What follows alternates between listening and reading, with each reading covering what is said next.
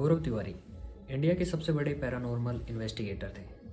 आज भी आपको उनके बारे में सुनने को मिल जाएगा कि उनकी डेथ कैसे हुई और उनके साथ क्या हुआ।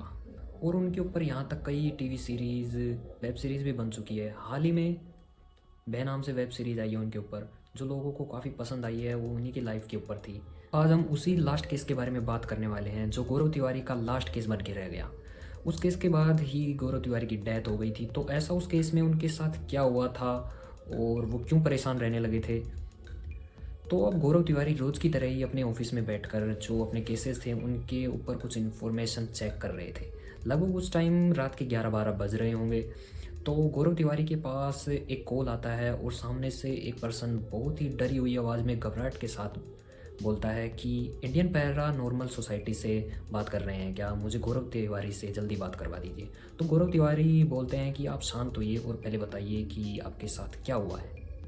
लेकिन जिस तरीके से वो पर्सन घबराहट से बोल रहा था, उसे देखकर बिल्कुल भी नॉर्मल तो नहीं लग रहा था गौरव तिवारी को। तो अब वो पर्सन बताने लगता है कि उसके घर में कुछ अजीब सी चीज़ें हो रही हैं काफ़ी दिन से। अब चीज़ें अपने आप रात को गिर जाती हैं, किसी की रात को रोने की आवाज़ आती है। तो गौरव तिवारी उनको बोलते हैं कि उनकी टीम कुछ ही देर में वहाँ पे पहुँच जाएगी। तो सामने से जो पर्सन होता है वो बोलता है कि नहीं, आप ही खुद आइए।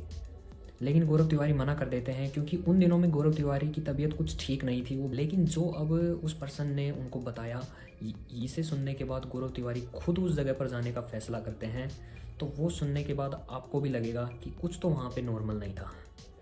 तो सामने जो पर्सन था वो एक जो लड़की के पिता होते हैं, वो बताते हैं कि जो उनकी बेटी कुछ दिनों से अजीब तरह की हरकतें कर रही हैं, जो पहले ऐसे कभी नहीं करती थी, हाल ही में कुछ दिनों से करने लगी है। रात को अचानक खड़ी हो जाती है, चिल्लाने लगती है, रोने लगती है। और जब वो चिल्लाती है तो वो किसी नॉर्मल आदमी की तरह तो बिल्कुल भी नहीं लगती है उसकी आवाज़। और रात को जब वो खाना खाती है तो वो भी बड़ी अजीब तरीके से खाती है, यहाँ तक कि वो टॉयलेट भी अपने बेड पर ही कर देती है।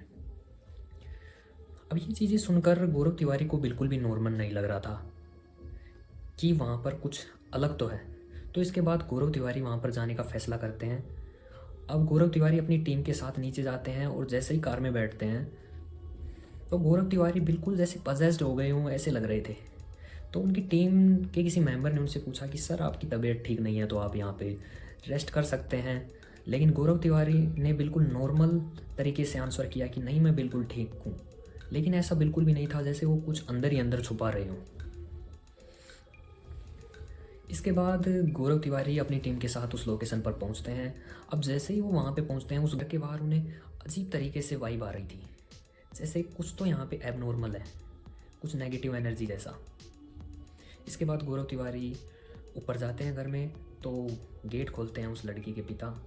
अब गेट खोलते ही उन्हें वो लड़की सामने खड़ी हुई दिखाई देती है, जिसे देखकर गौरव तिवारी भी शॉक्ड रह जाते हैं, क्योंकि वो लड़की गौरव तिवारी को देखकर अजीब तरह की स्माइल दे रही थी। बिल्कुल नॉर्मल तो नहीं, एक तरीके से डरावनी। बस ये स्माइल देते ही गौरव तिवारी को वह देखते ही लड़की अपने रूम में चली जाती है, बिल्कुल शांत होकर। अब ये देखकर जो लड़की के पिता होते हैं वो गौरव तिवारी को बोलते हैं कि ये आपके आने के बाद ही ऐसा हुआ है। उन्होंने 5 से 10 दिनों में ऐसी कोई एक्टिविटी नहीं देखी कि इसने कभी स्माइल की हो। बस चुप रहती है, अपने रूम में रहती है और या तो खड़े होकर मिरर में बातें करती है, या फिर किसी से बात नहीं करती, या फिर चिल्लाती रहती है, गुस्सा करती है। तो लड़की के पिता को थोड़ा लगा कि हाँ, गौरव तिवारी उनकी ज़रूर हेल्प करेंगे, जिस तरीके से लड़की चुपचाप अपने रूम में चली गई। इसके बाद गौरव तिवारी अपने जो इक्विपमेंट्स थे, कुछ जो उनके ईएमएफ मीटर वगैरह, कैमरास लेके रूम में जाते हैं। तो जैसे ही गौरव तिवारी अपने रूम में जाते हैं तो उन्हें जो रूम का टेम्परेचर होता है वो नॉर्मल टेम्परेचर से काफ़ी कम लगता है। मतलब एक तरह से वहाँ की जो एनवायरनमेंट था, वहाँ की जगह बिल्कुल ठंडी लगती है उनको। अब गौरव तिवारी के जो मीटर में थे हाई फ्रिक्वेंसी आने लगी थी, जो उनकी लाइट्स हैं वो बार बार में ब्लैंक करने लगी थी। तो उन्हें वहाँ पे फील हो चुका था कि यहाँ पे एक नहीं, एक से काफ़ी ज़्यादा आत्माएं थी।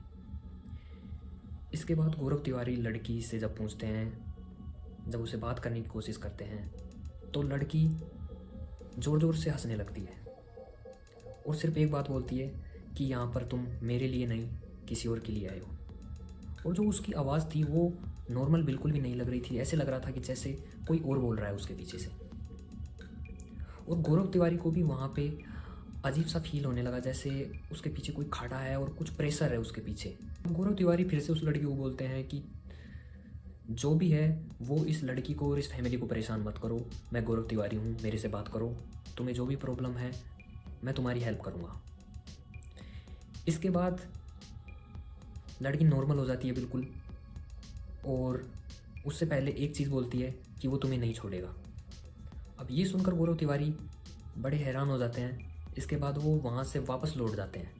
लेकिन जो गौरव तिवारी थे वो और जो उनके केस थे उनको ख़त्म करने के बाद बिल्कुल नॉर्मल रिएक्ट करते थे। लेकिन इस केस को ख़त्म करने के बाद वो ऐसा दिखाने की कोशिश कर रहे थे कि जैसे सब कुछ नॉर्मल है। अब इसके बाद धीरे धीरे उन्हें चीज़ें परेशान करने लगी। वो किसी से बात नहीं करते थे, डिप्रेशन में रहने लगे थे।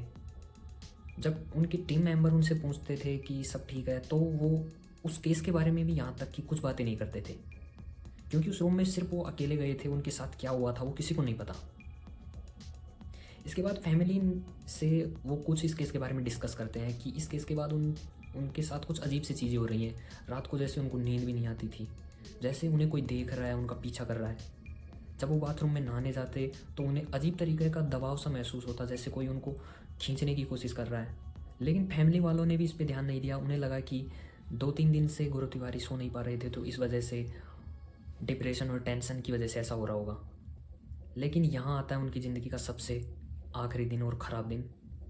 गौरव तिवारी सुबह का दिन था, अपने ही बाथरूम में मरे हुए मिलते हैं, वो भी बिना कपड़ों के। और उनके जो गले पर एक अजीब तरीके का काला निशान पाया जाता है, जो कहीं से भी फांसी का या फिर किसी चोट का तो बिल्कुल भी नहीं लग रहा था। इसके बाद पुलिस इन्वेस्टिगेट करती है। कुछ दिनों बाद पुलिस और ऑफिशियल रिपोर्ट्स में आता है कि उन्होंने सुसाइड किया था डिप्रेशन के चलते। लेकिन बात यहाँ पे थी कि कोई सुसाइड नोट नहीं, ना कोई उन्हें ऐसी टेंशन जिसके बारे में उन्होंने डिस्कस किया हो अपनी फैमिली से। अब पूरे देश में ये चीज़ फैल चुकी थी कि गौरव तिवारी की डेथ हो चुकी है।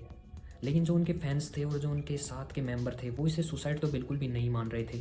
उनका मानना था कि कोई ऐसी चीज़ थी या कोई पुराना उनका ऐसा केस था जिसकी वजह से वो परेशान रहने लगे थे। एक तरीके से कोई पैरानॉर्मल एक्टिविटी हुई उनके साथ। गौरव तिवारी तो चले गए, लेकिन आज भी वो क्वेश्चन रह गया कि उस लास्ट केस में ऐसा क्या हुआ था, या फिर उनके पीछे ऐसा क्या था जिसकी वजह से वो परेशान रहने लगे थे।